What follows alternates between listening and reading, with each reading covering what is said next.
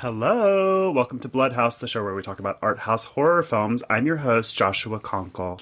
And I'm your co-hostess, Drusilla Adeline. Josh, we are joined by a very special individual today. Who the fuck is here with us? That is right. We are joined by movie and music journalist, metalhead Canadian, Breanna Whipple. Hi, Breanna. How are you? I'm good. How are you doing? Good. What's going on? Not a whole lot. Just trying not to freeze my ass off because it's cold here. But... It's cold here too. It's like 50 degrees. Really? Shut up. Fahrenheit. I'm just fucking with you. Calm down. I mean, that is cold for us, but you know. I Not to be that way. I still don't For you, understand maybe. Fahrenheit. I just don't get it. But Dude, I dated a Canadian for like 3 years. I still don't understand Celsius, so it's fine. Yeah. Yeah. I lived in New Zealand and did not understand at all. Although, did you know, I didn't know this until very recently, which is maybe stupid and shameful. The US did adopt Celsius for like 2 years in the 70s, and people freaked out and then went back to the imperial system. Americans are so stupid. Jimmy Carter tried. He really fucking did. tried. Anyway, if it's good enough for the rest of the world, that means it probably won't work for the United States. Like universal health care. Or gun control. Guns. Yeah. oh, man. How are you, Drusilla?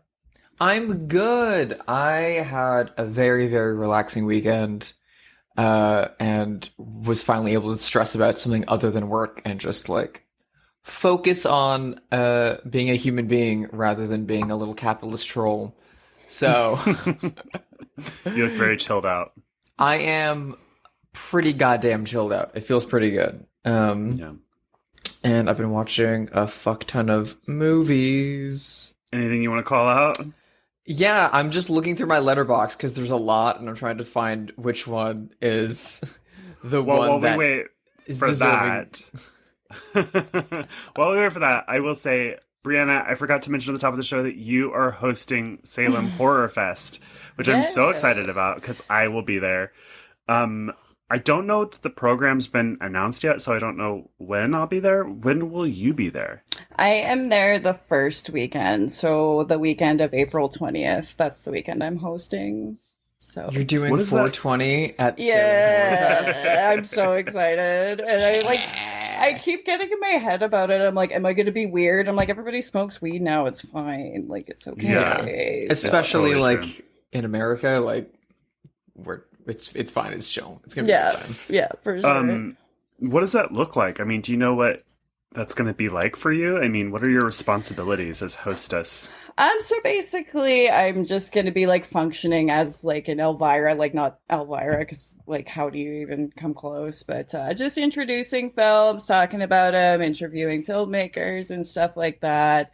And then there's going to be a party on this Saturday at Bit Bar that I'm going to be emceeing. So just hanging out and just ensuring everybody's having a good time and stuff like that. So. There's going to be really cool people there. Linnea Quigley is going to be there. Tony Todd will be there. My idol, Carla Janice, will be there. I'm really excited for that. And I'm so excited to meet Kay Lynch in person. Me too. That's like a highlight. Yeah, she's the best. So Yeah. I'm very, very excited. Friend It's just of like the all pod. perfect. So yeah. Friend of the pod. Friend of me. And Drusilla. I mean, it's sounding like I'm gonna have to get a ticket to Salem. You should finally. go. You should, please. Maybe I'll come. The Witch Capital. I mean, honestly. Drusilla, what have you been watching? So I've been diving into a lot of 80s horror movies and a lot of my Laserdisc collection, a lot of the Criterion Channel. Okay. So first up, I fucking there's a bunch of Michelle Yeoh movies up on the Criterion Channel right now, and I rewatched the Heroic Trio, and like that is one of the greatest fucking movies ever made. I don't know it. Okay, it's a Johnny To movie from the mid '90s, and it is three badass ladies. It's very like Charlie's Angels, Birds of Prey vibes, but as a like early 90s kung fu like action movie. Ooh, that sounds good. And it's Maggie Chung, Michelle Yeoh, and Anita Moy as three different, almost superhero, but not like badass ladies with difficult pasts. And it's very silly. It knows what it's doing. It's like almost Repo Man level of like, what's that building over there? Toxic chemical dump. That's what it is. And like, it's just gonna blow up in 5 minutes. The ending is a gore spectacular, and gets batshit bananas like Sam Raimi levels. That sounds good. I cannot recommend it highly enough. And its sequel, The Executioners, I've yet to watch, but it's on the Criterion Channel as well, and I'm hype as fuck to watch it. Yeah. I also rewatched Bride of Reanimator, but that's... I don't like Bride of Reanimator. What's wrong with you? I only like the first one. You don't like Beyond? That one I've never gotten around to. Oh my god, it's awful, but there's a great severed dick reanimation sequence that makes it worthwhile, so I would watch it for that. Yeah, for sure. I love Bride of Reanimator. I do too. I've only really, seen it really once. do. Maybe I should rewatch it. I mean, anything with Screamin' Mad George designs is gonna be a banger. Like, and the Bride's design is much like the Bride of Frankenstein, we don't get enough of the titular bride for my money. But she's incredible. The little, like, 3-fingered eyeball spider is incredible. And Jeffrey gets to be, gayer than ever before. It's pretty great. Yeah. I did rewatch something cool, and I feel like we talk about this weirdly a lot, but I haven't watched this in many years, actually. And that's Shock Treatment from Richard O'Brien. I love it so much, but this is the first time I've watched it in sobriety since I was a teenager, probably. So I feel like I was watching it objectively for the first time in a long time. And the things that I assumed to be like plot points, I think I projected onto that movie. I don't think the movie makes any sense. No, it doesn't. I think I just watched it so much that I like made up a story for it that is actually not there. So what's your made up story for Shock Treatment? Well, I would say that it's like about Brad and Janet from Rocky Horror, and their marriage is on the rocks, and they live in this strange town called Denton where everyone is in the audience for all of these TV shows that are being filmed, and they get sucked into a series of television shows that puts their marriage in jeopardy, I guess, which is true, but not really. I mean, you can't really explain it with any kind of logic like that, but what a great movie. The music is so good, and I was kind of doing unintentionally with the movie we're going to talk about today, like a mini new wave film marathon. And it really put me in the right mood to watch this movie that we're talking about today. I mean, what are your other new wave ones? First of all, Shock Treatment for me, I will always have a hot take of I prefer it to Rocky Horror. I do too. I love it. The music's better. Like, it's so much fun. It's just, it's more my speed. It's more not to knock Rocky Horror. Yeah. Good God. I think Desperately Seeking Susan is a fun mainstream movie in this kind of oeuvre. This is more of a punk film, but I really love Ladies and Gentlemen, The Fabulous Stains is a good one. It's so good. I love that movie. I love that movie. Times Square is kind of in this world as well. So I've just been thinking about 80s new wave a lot this week. I feel like, which I do anyway all the time. Something Wild with Melanie Griffith. Something would Wild also fall into for that. sure. After Hours, like After Hours is so good too. I love that movie. Yeah. Yeah. Breanna, what have you been watching? Okay, so I've been like kind of stressed to talk about this with you guys because I've been watching a lot of garbage. Good. Good. We love garbage. I work at a video store, like that's my day job. So and I can just borrow whatever I want. And I've been trying to watch new stuff, but there's a lot of not great stuff. So like the other night I finally, and I'm sorry if this is a sore spot for anybody listening because I know people like this movie, but I finally tried to watch Repo the Genetic Opera, and it just, I don't know, something about it. I just like, I could not. And I was just like, this might be the least favorite movie I've ever seen. And I was like, is this worse than Veronica? So I put on Veronica right after, and I was just like, oh no, now I get to talk about Veronica on an art house podcast. Okay. No. I am ready for both of these with two things. Okay. I have a soft spot for Repo the Genetic Opera solely because, like, it hit me at that, like, 2007 Hot Topic time. Yeah, well, it's like Hot Topic the movie, and I didn't see it when it came out, so I feel like that was just, like, it's just, the opportunity's gone for me to, you know, feel it, I guess. Yeah. The last time I watched it, actually, funny that both of you bring up these movies, Josh and I's mutual friend, Zach Ogle, incredible writer and comedian, hosted a double feature party at his old house of Shock Treatment and Repo the Genetic Opera. Ooh. And it was a banger.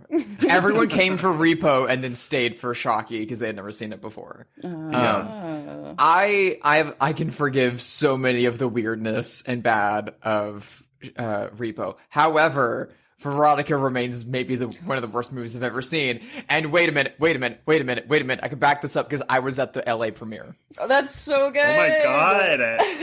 I've never seen either of these movies, I have to say. You would like Repo.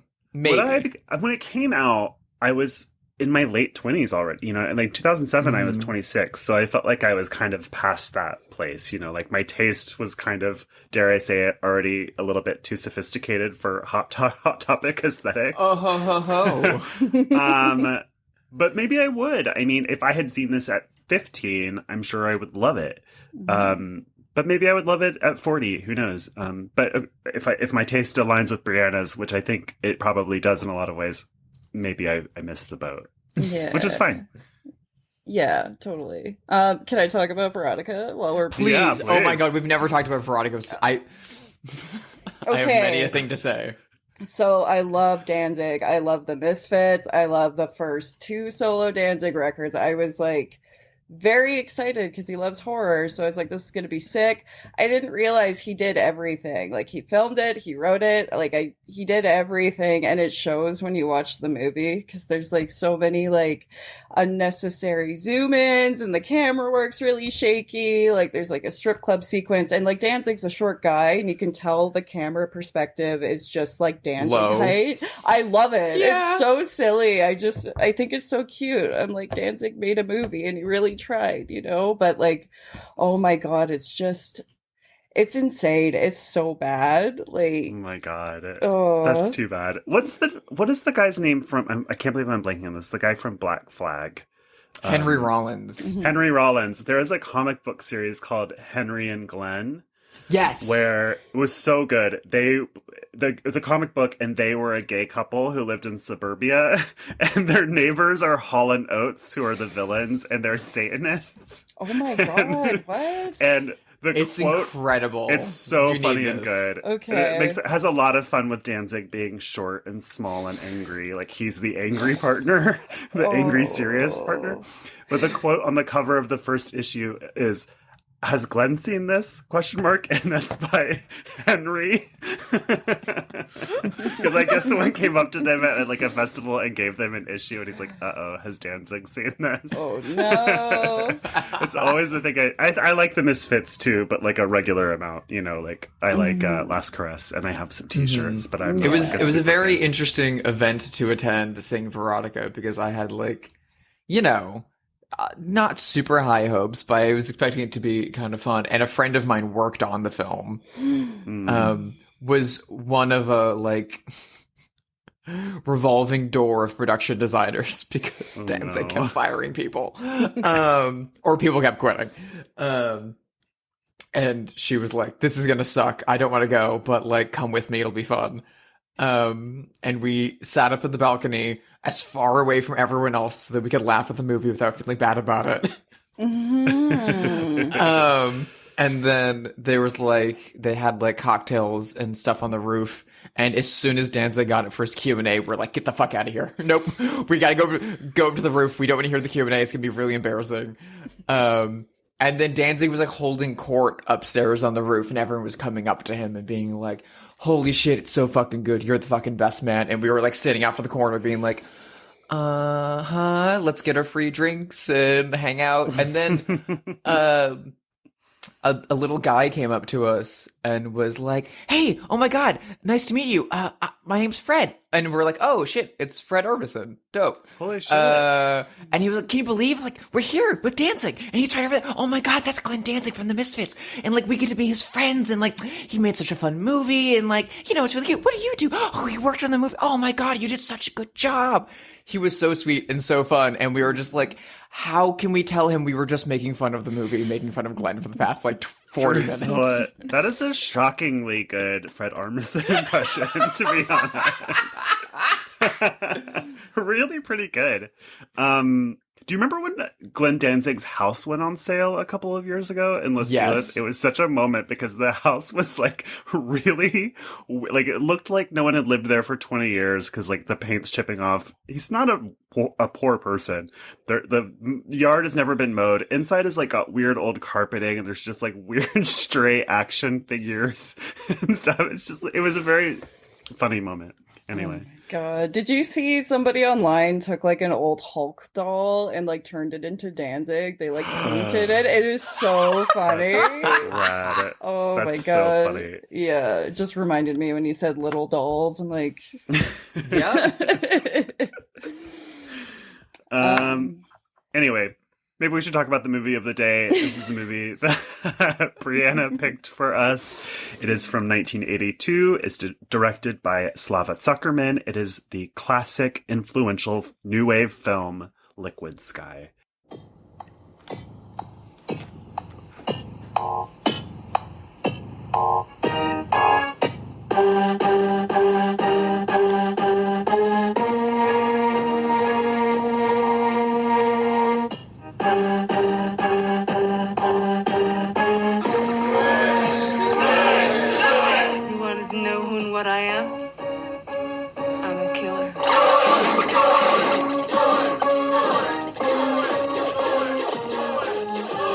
So, Breanna, what is your history with this movie?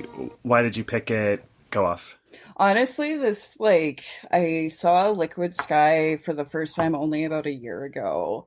So same deal. It came through the video store and I was like, oh, what is this? Because I saw the stills from it, like all the crazy like face paint and like big hair. And I was like, I need to see this. And I work with an elder goth and he was like, oh my God, you need to watch that. That has the worst soundtrack in like cinematic history. Are you kidding me?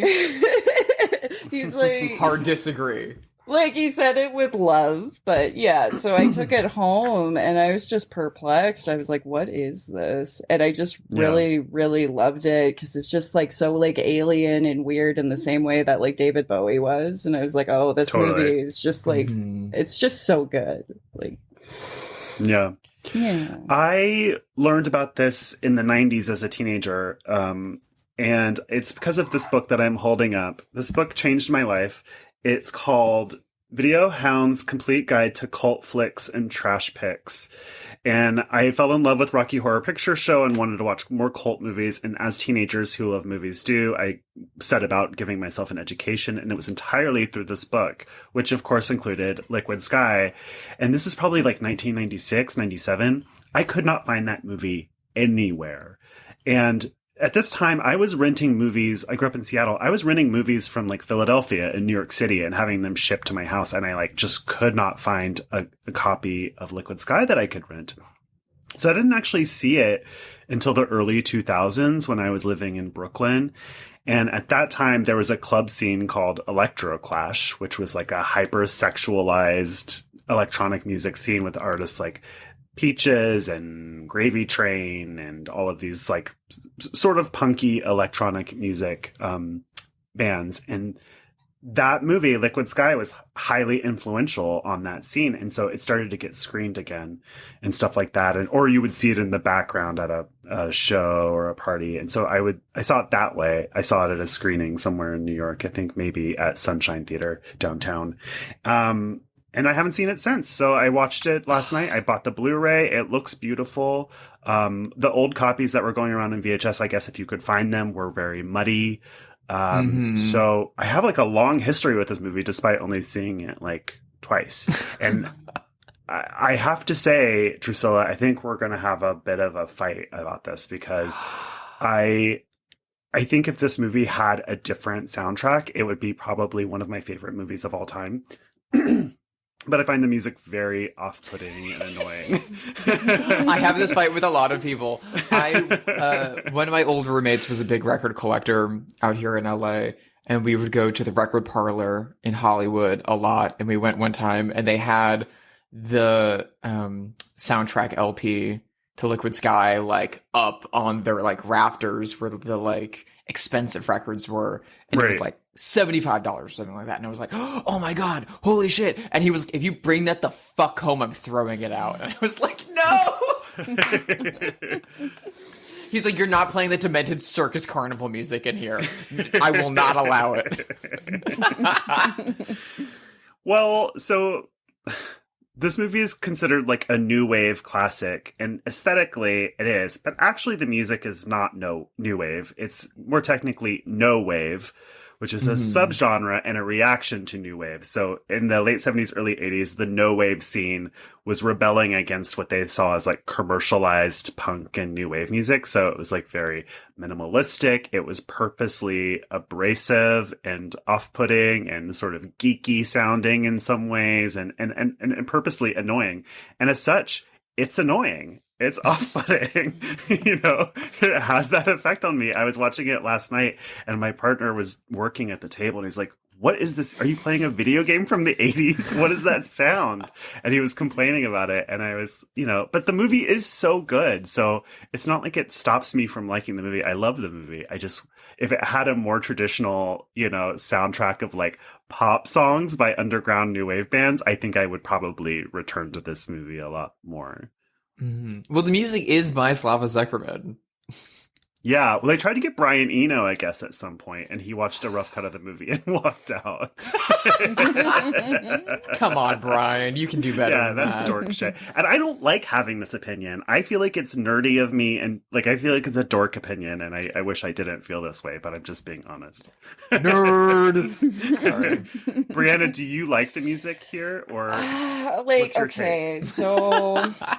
I keep going back and forth about this. I watched it again last night, and my boyfriend's a punk, and he loves, like, just nonsense, which, like, I love punk too, but he's more into, like, noise and shit, like, on the side, and he loves the music just because it's so abrasive and obnoxious and wrong, so he likes it because it sounds wrong, right? And, like, I go through it, like, I get that angle of it, but part of me, like, when I'm watching it, I just think of, like, Dale Bozzio and stuff, and I would love if it was, like, Missing Persons or something, you know? So I love Missing Persons. Yeah, it was so good. So yeah, I don't know. I'm kind of in the middle about it. I am gonna buy the soundtrack though. Like, I just need it, but for what purpose? Yeah. To what end? I don't know. I just need it. You're gonna cook a Sunday roast and put on the record for Liquid Sky. Oh my God, okay. Drusilla, I know that you would do it exactly that, but yeah. So here's my defense of Liquid Sky. Okay. The soundtrack, at least, because we don't need to defend the fucking movie the movie's to anyone. Mm-hmm. Yeah. It's a super like atonal, like aggressive soundtrack, but like there's no other film score like it, and so consistently and so intentionally that it, as soon as I hear even a little bit, it puts me in the headspace of this movie. Of what's required for me to be in to focus and watch this movie. And it's the kind of thing that, like, the opening of this movie, like, is like meandering through the club a little bit, taking you a little bit to, like, get into the world of this movie, and it's super built in around the score. And if you can't fuck with those first 5-10 minutes, you can't fuck with the rest of the movie, and we don't want you. It's true. But as soon as you hear that music again, you get right back into the headspace that you were in the last time you watched the movie, and it is like bliss. I haven't watched this movie in like a few years before rewatching for the podcast. It was one that like I heard about all the time from Celine Kapsatsky, the director of Spiderlings, who's a friend. And when I was like in a similar spot, like Josh was saying, coming up and like learning about cult movies and getting into stuff, like I was on a lot of like Facebook groups with people who are into weird movies. And she was like, "Oh, you need to see two movies, Liquid Sky and Dr. Caligari." The 80s softcore porn film. Those get brought up together a lot, I find, when you're looking on letterboxes and places like that. People bring those two movies up together a lot. They don't have much in common other than aesthetics and rarity. But now that Liquid Sky is out and that Dr. Caligari is finally getting a release, hopefully, like, people can appreciate them. But I had no way of seeing it for years until I moved to LA, and almost a few days into being in Los Angeles, the Cine family was like, 35 millimeter screening, Liquid Sky. And I went like every single time they showed it because it was like, there's no way to watch it. They've got a print. Well, let's go see it. I would drag friends to it. They would fucking hate it. And I wouldn't care just because I wanted to see it again. And then it finally got its Blu-ray release from Vinegar Syndrome. And I bought it first day as soon as it was announced. And then I'd like never put it in my player because I was like, well, I have it. It's out. It's available. It's not rare anymore. Yeah. I mean, Breanna, you work in a video store, so I'm sure that you feel this way too. But at some point in the past few years, I've become so into physical media because I worry, to Drew's point, that stuff is going to just like disappear. And it happened, once because I wanted to watch Suspiria, the 70s version, and it wasn't on any streaming service. And I was like, absolutely not. I ordered the Blu-ray in that moment. But it just feels like the streaming era was a lie, right? Like it promised that we would have any movie that was ever made at our fingertips. And yet actually all these streaming services put together have less movies than like the video store in your hometown in the 90s. Oh, totally. I agree. And it's just funny because like the way that our store functions is we do like trades. So like if you bring in a movie collection, you can trade it in for other stuff and stuff like that. So when stuff gets removed from streaming, we notice right away because people like call in a mad panic, and just the thought of like, if I wanted to watch Grease 2 and I was unable, I would panic. Like, I just don't want that for me. Yeah. What does that "oh my god" mean? Do you hate Grease 2? No, I'm trying to imagine a life without a cool writer in it, and I'm very upset. We love Grease 2 Okay, here. good. It's like my favorite movie. So good. I had a Grease 2 birthday party in college. Are you serious? Of course you did. I was obsessed with Grease 2. What did that look like? I need to know.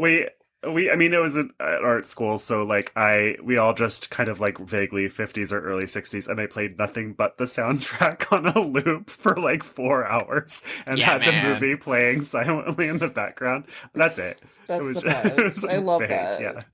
People were pretty annoyed. Much.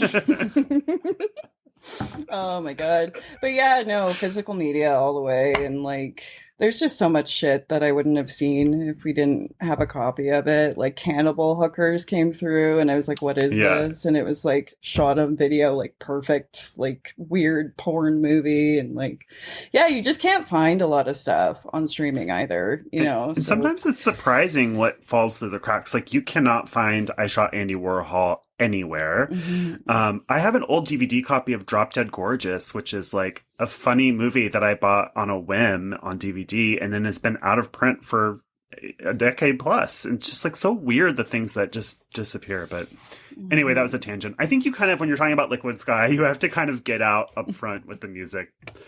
So we've done that. We all fall where we fall. Synopsis wise, I guess I'll say, this is a movie where a dinner plate-sized UFO lands on the apartment of a Manhattan building, 1982. Inside, there's like a punky new wave lesbian couple living. One of them is a heroin dealer. And it's sort of a day in the life of this lesbian couple as they prepare for a fashion shoot. And an alien... it's hard to even talk. I mean, it's such a wild movie. The aliens, who have no physical bodies, feed off of people's orgasms, I guess. And heroin. And heroin. It's that old chestnut. You've heard the story a million times. Yeah, I it's hard to even describe. That's kind of the best I could do. If either of you want to jump in and amend anything or add anything, please do. It's kind of a hangout movie, honestly. Yeah, like how should I put this? It's a heroin movie, but It's a heroin movie. It's a heroin Yes. movie. It's like Paul Morrissey's Trash, but like more new wave with aliens and spikes in head wouldn't come. So it's just a weird little alien movie. I feel like you have to experience it more than you can describe it, which like I know is a cop out, but like it's true. Maybe it helps to focus on the character Margaret, played by Anne Carlisle, who co-wrote the movie. She's kind of our ingenue, and she's in this really fucked up relationship with Adrian, played by Paula Shepherd from Alice Sweet Alice, and her these are the only 2 movies that she ever did, and what a great but brief career. And Margaret is an aspiring actress who's like kind of getting into dressing weird and being in this downtown underground scene. Her girlfriend's a heroin dealer. There's going to be a fashion shoot at her apartment later that night. But she keeps fucking people, and when they orgasm, they die. And it's because of this alien interference, which is shown through like, what do you call that technology from Predator, where you like see through heat, basically? It's sort of like that. Heat vision. Yeah. It's so gorgeous. It's a beautiful looking movie, and $500,000 budget too. I mean, they really made that go far. Oh my god. Yeah, like all the costumes and the makeup and the hair, like everything is just so beautiful. And I find it really cool because they thrifted all the clothing. So it just feels very authentic because like it was, I guess, like the apartment that Margaret's character lives in, that's where the actress lived as well. So it's just like, I don't know, it just feels like a cool little time capsule because it coming out in 82, it was like after Trash, as I mentioned before, but it was a little bit before like Richard Kern started making films. So, and to me, his catalog reminded me of Liquid Sky, just with the no wave stuff and just like just the air in these films just feel really heavy. And it's really interesting with Liquid Sky because you're watching something so beautiful. But for me personally, that it makes me feel just like really like gross and upset in some ways, because a through line with it is the treatment of Margaret's character. Like she keeps getting like walked on by men, and like her attitude in it I really enjoy because she makes it like known that like she does not give a shit about these men or anything like that, and I think that's very powerful. But it's hard to watch. It's hard to watch her character just constantly being taken advantage of and assaulted, essentially. So we should mention there's a good amount of rape in this film. It's an almost upsetting amount. Even her relationship with her girlfriend is pretty without abusive. Trouble. Well, in a lot of ways it is like a women's revenge film, not unlike Ms. 45, which is a similar time and which is the same time and place. I Spit on Your Grave. It's not as upsetting as those movies. This is a much easier watch than those, I think. But it's definitely in the DNA of this movie, the sort of women's rape revenge fantasy story. Anne Carlisle was a model. You can tell because the camera just drinks her up. She also plays a male character named Jimmy, who is so hot. Oh my God. I mean, truly hot. It looks like, early 80s David Bowie with the white suit and the slick back bleached hair. And Carlisle looks very much like Amy Mann did in the early 80s. She's got a very like Amy Mann Till Tuesday kind of appearance. I think her performance is really special. I think the camera just like drinks her up. I think she's a legitimately good actor beyond the talents of the rest of the cast, which vary. What do you guys think about her in this movie? I think she's fucking incredible. Not only like as the lead, as the second individual, but also like co-writing the film. Yeah. Like She honestly, it goes a whole lot to having a woman screenwriter, but also like your actors heavily involved in developing their character and writing the film that they're playing. I mean, it was her apartment. Yeah, and like the movie was very like Slava Zuckerman's way of like making an anti-heroin film in his mind, but like Anne Carlisle had been on heroin, I believe, before they made the movie, or around the time they were making the movie, and the tone and the pace is very kind of heroin chic. Like, I don't know. I think she's fucking incredible. And honestly, when I first saw this movie, I immediately hopped on IMDb to be like, what else was she in? And then was very disappointed to find like, nothing else. Yeah. She, as you mentioned, she did bring a lot of her own life into this. There's a scene where her acting teacher comes over, and he's a former lover. He's an older man, and she fucks him, and then he dies, as she does a lot of people in this movie. But that's her real acting coach. That was Anne Carlisle's actual acting coach, cast as a version of himself. I don't know if they slept together in real life or not, but yeah, this whole movie feels very handcrafted. And I love that in movies. You know, it's sort of similar to what makes John Waters' 70s movies so special. Some of Gregg Araki's early films. Some movies that I don't like, really, to be honest. Like The Love Witch has this. I hate that fucking movie. I know you do. I don't like it either, to be honest. I don't like it either, but I do like the way it looks. Mm-hmm. You know, I do like that she made all the props herself, and I like the aesthetic of being it's a crafty movie. And I really like that.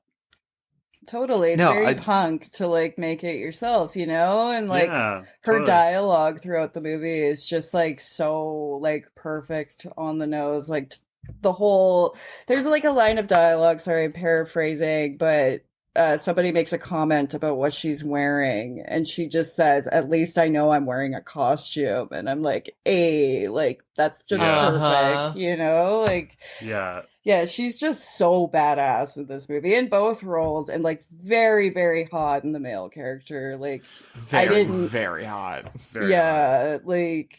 I didn't realize she played both roles the first time I watched it. I just thought they found two very similar, like, extremely beautiful people. And then I was like, oh, I'm stupid. Like, what the fuck? But yeah, just, like, fantastic. It's a shame she didn't make more stuff, because I think that would have been really, really great.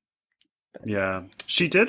There's apparently a novelization of this movie that she wrote, which is cool. I would love to have that and to read that. I wonder if it brings any more, like Shock Treatment style, if it brings any more sense to the story at all, because it's a novel, and so it kind of needs to, perhaps.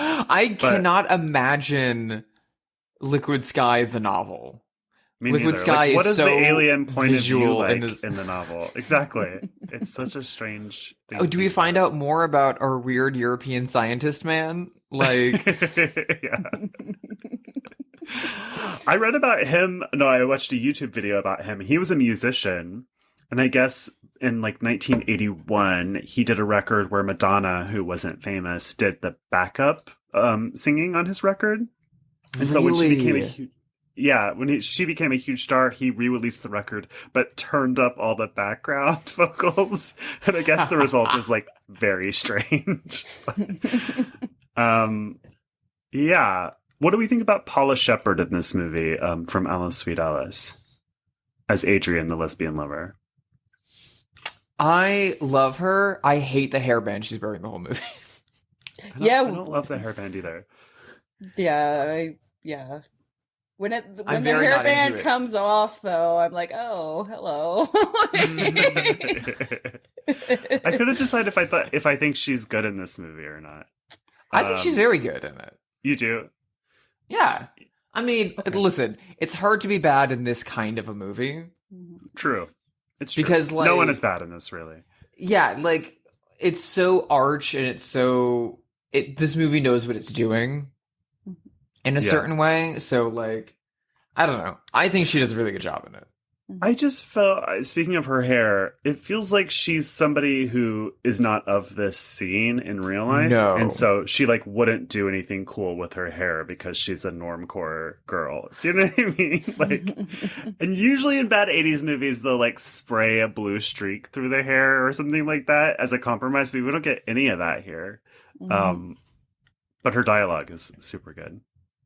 Yeah, I think her attitude almost makes up for it. Like, she doesn't need flashy hair, maybe, although we love to see it. But yeah, no, I thought she was good. I like Oh, sorry, go ahead.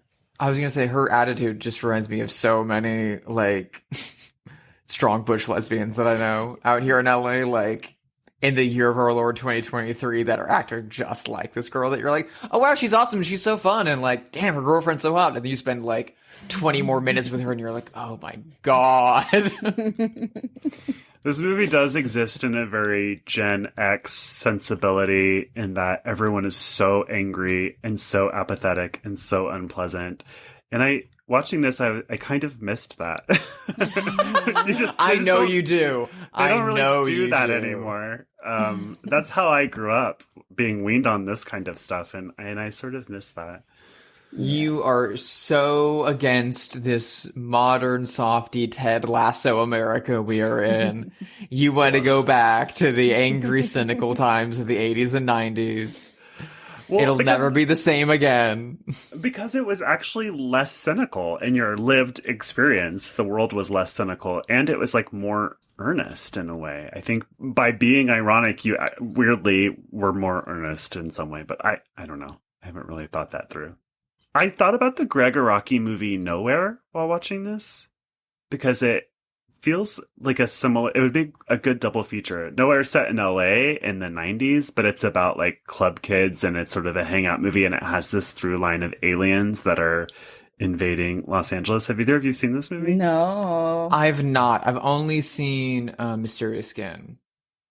I'm a bad queer. I need to see more. No, it's okay. I don't actually like Gregg Araki movies that much. I remember when Mysterious Skin came out in the Village Voice, the review, the like blurb was Gregg Araki finally made a good movie! Exclamation point. See, I actually I didn't love Mysterious Skin. I have like it's very his good. Best movie. Well, that doesn't bode well. It was based on a novel, and he didn't write the screenplay. He's a bad writer. That's the thing. I take umbrage with the ending of that movie, but other than that, I think it's very good.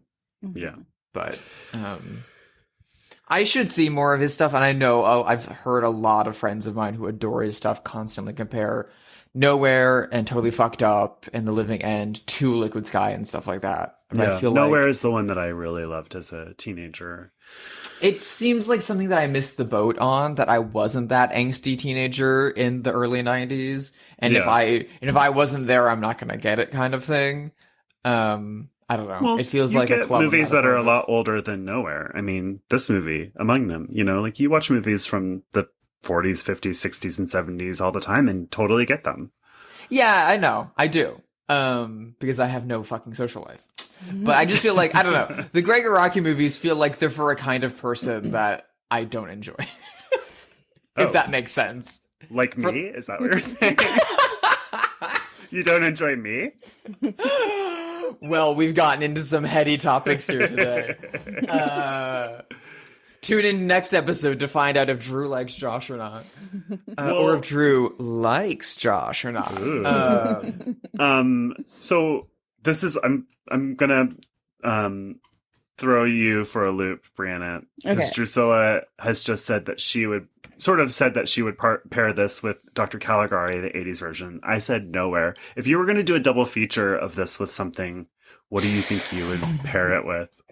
Okay, the first thing that popped up in my brain was Earth Girls Are Easy. Which that is objectively correct. Breanna, that is one of my favorite movies of all time. So You're really speaking my language. I love it so much. It's perfect. It's a perfect film. And, that's such a good double, because they are both the same story from different perspectives. Mm-hmm. Yeah. Liquid Sky is New York City's version of 80s new wave.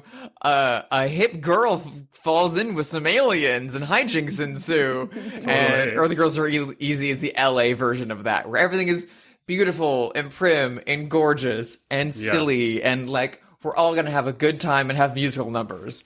And then Liquid Sky is like, the music is fucking tough. The world is tough. There's rape and there's violence and loneliness and isolation, but god damn it, you can look like David Bowie if you try hard enough.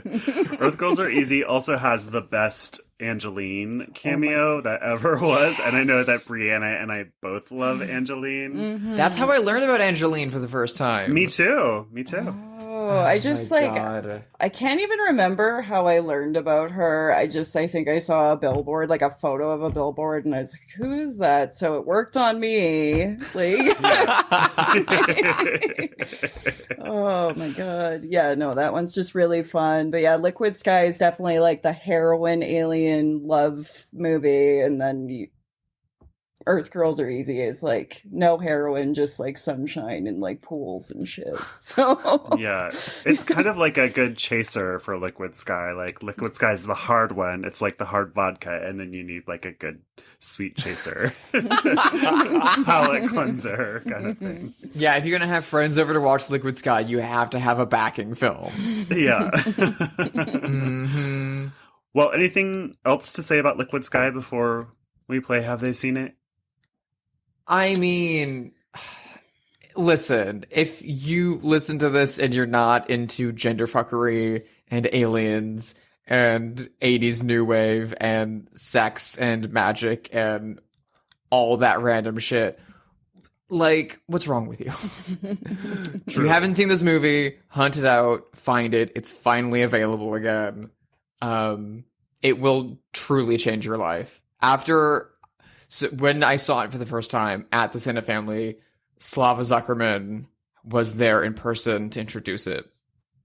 And if listeners who used to live in LA or have been in LA in the past like 7 years when the Santa Family was a thing, they have a back patio where they have like a little bar, a little bar and stuff like that. I don't know what Braindead is doing with that now. And after the oh, really? Lame. What then? I mean, Braindead owns the restaurant, but it's like a little bar restaurant. Oh, okay. I should go sometime. But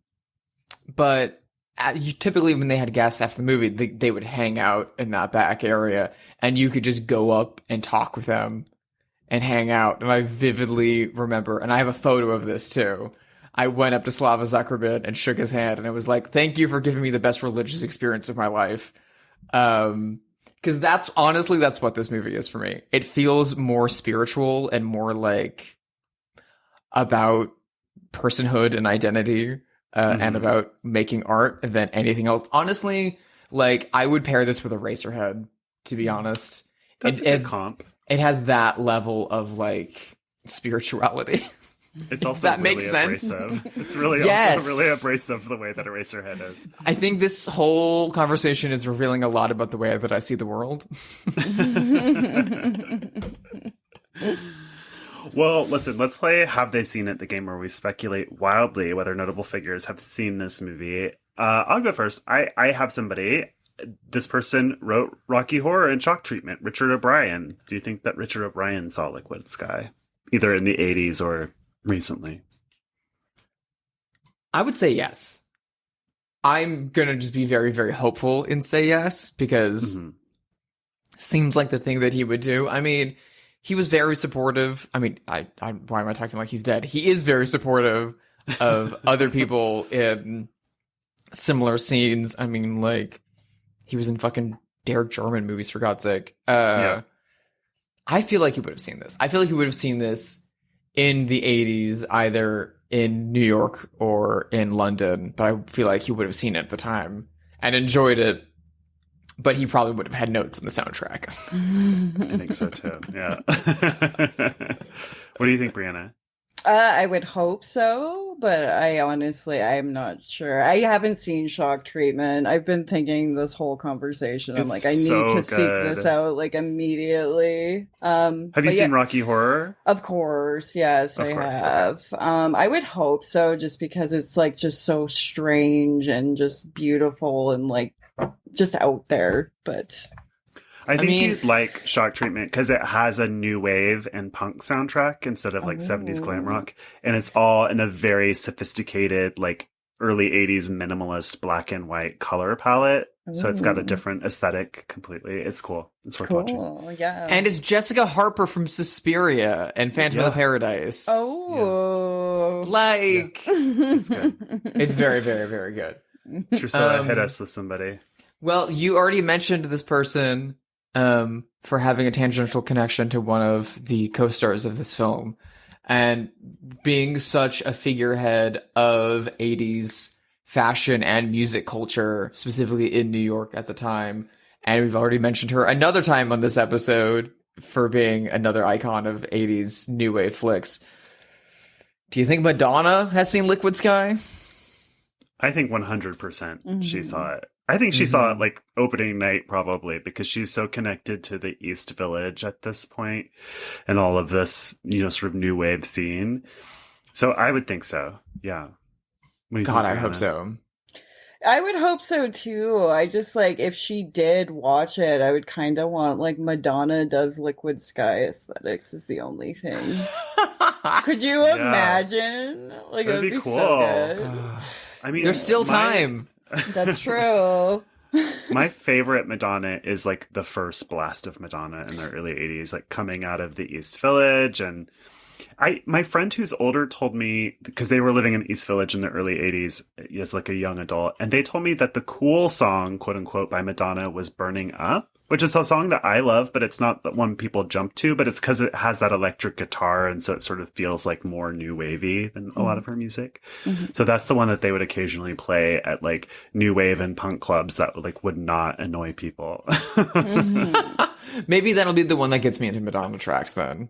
Because I've never been like a fan of her Madonna. musically. I do too. Early stuff is so good. And she was so cute. Like I know, I love the gloves and the mesh and such a cute look. little pony. Yeah, it was so cute. I'm trying to steal that look all the time. It's a good one. Who do you have for us, Breanna?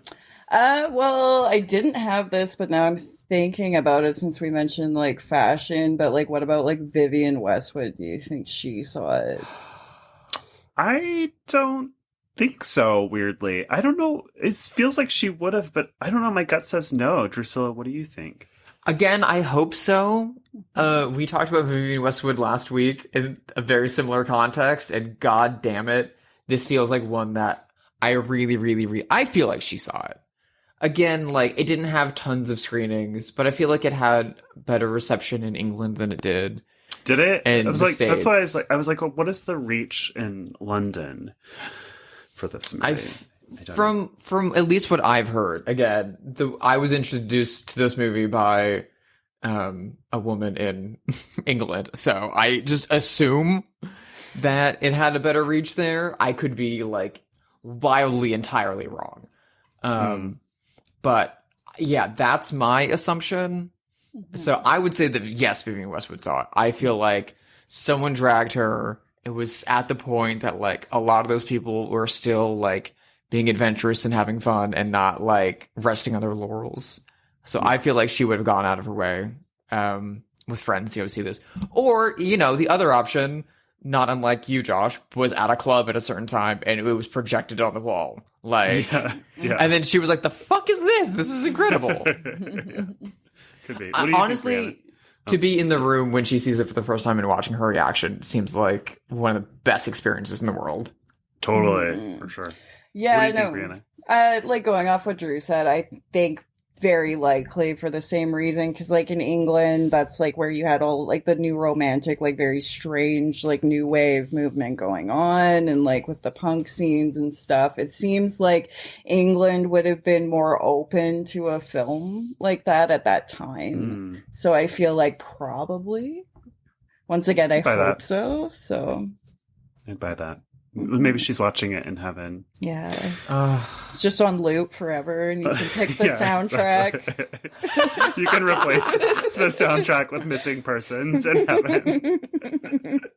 Oh my god. Well, listen, thank you for listening to this episode of Bloodhouse. Please rate it wherever you listen to podcasts. If you liked it, you can follow us on Twitter or Instagram, BloodhousePod. You can email us at bloodhousepod@gmail.com. Breanna, where can people find you, presuming you want them to? Honestly, probably just my website. I haven't been updating as much because I've been busy just with Rue Morgue and stuff like that. But it's just heavyhorror.com. I write about just whatever I feel like. I have a thing on Liquid Sky on there and stuff. So that would be the best place to find me. So. Red. Drusilla, how about you? You can find my art and shit over at sisterhidedesign.com. I'm also on Instagram at Hide Sister, and as mentioned, I'm on Letterboxd, so go look at all the dumb shit I'm watching over there. Just look for Drusilla on Letterboxd. Very easy to find. What about you, Josh? Where in the world can your stalkers get a hold of you most easily? My address is I'm at at Joshua Conkle on Twitter, Instagram, and Letterboxd. Drusilla, what are we watching next week? Next week, we are diving deep into the woods of Michigan and going a little fucking insane as we raise a little hellion known as the Alchemist Cookbook. Ooh, I cannot wait. Bye!